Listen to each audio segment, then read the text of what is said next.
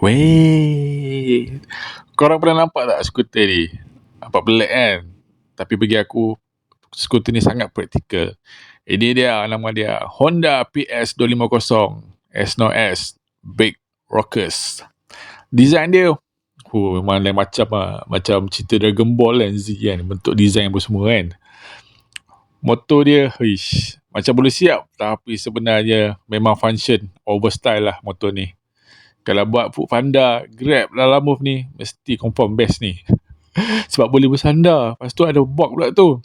Dah ada extra tempat letak box kat belakang seat tu. Kalau hampa kat seat yang kat belakang tu, nampak boleh letak barang lagi.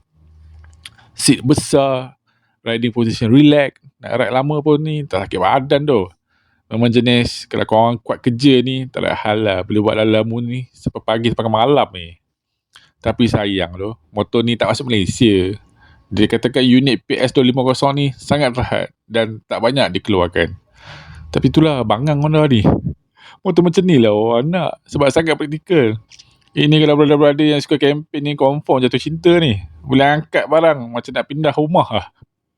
Korang rasa kalau masuk Malaysia laku keras tak?